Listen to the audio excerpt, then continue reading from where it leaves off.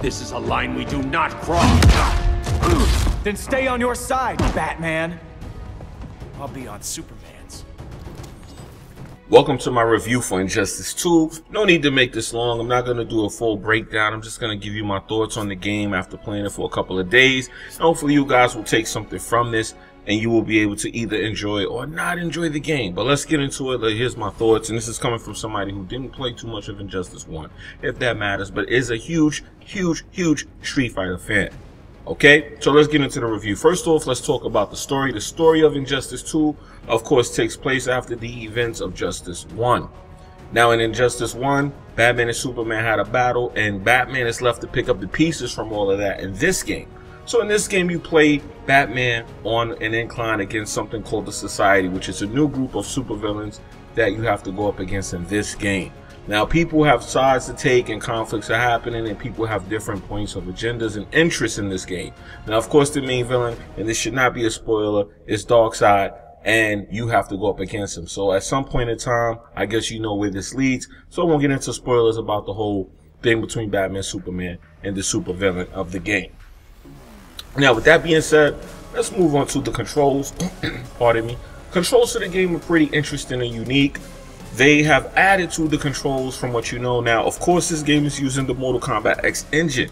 So since it's using that engine, you're going to automatically be familiar with it if you played Mortal Kombat X, or should I say Mortal Kombat 10. Now, if you played that, yes, you're going to be right at home with these controls, but there's a little bit of a difference here. They've added things like the gear set and the loot drops. Now, the loot drops are gear pieces that drop for your character to enhance your character's abilities to do things like give them more health, extra strength, and certain values to their special skills. Of course, depending on what costume you put on and how it affects them. And you'll get ideals, and that's what makes this game kind of dope. They'll give you ideals of this by it literally changing your superhero or supervillain's costume. That's pretty dope and unique. I like that. Now, does it make the game cheesy, which is what I thought? It actually does and doesn't. Now, here's the thing. You can just simply grind out and get gear and go into ranked matches, or you can totally avoid that and play fair and by going straight into regular matches and not using gear set pieces. This does remind me of what they did with Marvel with the Infinity Gems, and this is similar. So with that being said, it works. There's a learning curve to the mechanics of the game. You have things like being able to do air parries. You can roll now and evade. You can, of course, challenge ultimates. You can do a lot of new things in this game, but you can also do things like this in the original. But like I said, they've added new mechanics to the game. There's a lot of new things you can do. Like I said, you can get up in the air and actually break combos now. You can avoid moves that were unavoidable. Now, for the destructible environment, those things that take a long time to wind up and hit you, you still can't block those, but you can now block moves that were unblockable. So there's a lot of new things added to the game. I'm not going to get into too much with the controls because there's a lot and there is a learning curve. Now, the learning curve is pretty good because it keeps you coming back for more and more, and that's what makes the game actually pretty good, because just like you think you learn something, because of the different levels to the advances in the game, you have to keep learning. So you have to keep playing, you have to keep going. So the grinding out kind of works, and like as you learn, you get better pieces, you get better equipment, and you get better at the game. So overall, the controls are pretty good. The graphics now, this is kind of interesting because there's been a recent thing going on as far as the PS4 Pro and enhancements. Now, NetherRealm said that there was some kind of enhancement. I don't know if that's the case, but I'm pretty sure the game is running at 1080p 60 frames on PS4 Pro. I do not have the Xbox version to tell y'all if that's the case, but to my understanding, there's supposed to be a difference between the Xbox One version and the PS4 Pro version. Now, I know both games do run at 60, but I can report one good thing about the game's graphics performance is that I didn't see any dips. Now, this is not to take a shot at Street Fighter V, but when you perform heavy super attacks, there was always frame rate dips, and I have not seen any of that. No matter what kind of moves I was performing, even when you go into the heavy animated cutscenes for the supers, everything worked fine. Everything was perfectly fine. When you get into heavy combos, no dips. The performance is great. Now, one other cool feature this game has is it has HDR, which is available for both platforms, and it's pretty good. Now, some games don't do HDR well, and I'm not going to sit here and say this game did it well, but it definitely didn't do it bad either. Some games look like the HDR was just thrown in there. This game has a good HDR set, and you can see it, and it adds to the characters' costumes and the backgrounds and things of that nature. So overall, graphically, I think the game did good, but I would have liked to have seen a little bit more resolution for the PS4 Pro version. But I understand they had to stick to 60 frames, and they did a good job of that. So I won't complain too much. But if you want the best performance and graphics, you're gonna have to get the PS4 Pro version, and this is what they have stated as far as them saying that the enhancement was there for the Pro.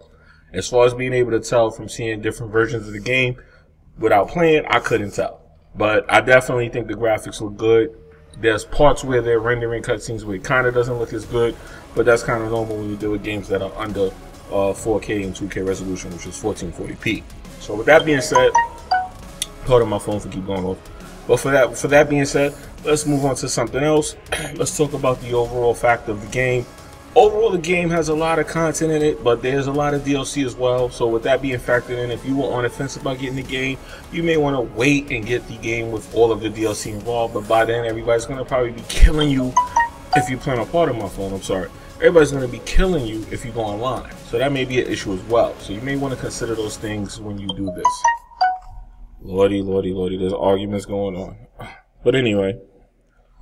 So overall, I feel like it is a good game. If you're somebody that likes NetherRealms games, Mortal Kombat, Injustice, then you definitely should get this, because this is the next entry. This is what we call stepping it up and going to the next level.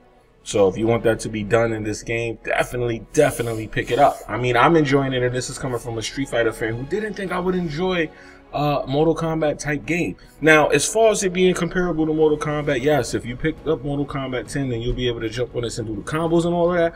But the good thing is the characters feel unique. They don't feel like reskins of Mortal Kombat characters. Now, you do have traditional uppercuts, but every character doesn't just do literally an uppercut. They have different ways of doing the air combos and juggles. So that's good. They definitely try to give this its own identity. But of course, you know right away that it's a Mortal Kombat X type of game. But with that being said, I think it's pretty cool. I am impressed. I'm enjoying it. I will continue to be playing it. And if you are going to get it, let me know. Now, if you want further information on this game, I will have a bunch of videos going up throughout the course of the day. Pardon me, this thing is crazy. But I will have a lot of videos going up throughout the course of the day as far as the gameplay, some chapters, some online matches where I test the netcode, things like that. So if I was you, I would check out those videos and get a better idea. If you're not going to get it, then hey, what can I tell you? But I think you should check out the videos and see for yourself. You know, a couple of online matches and things like that, and gameplay chapters, the story, just to see how everything flows.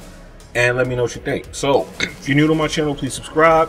If you already subscribed and you didn't hit the notification bell, do that so you can know when I go live or post more videos, or when those other videos are going to go up.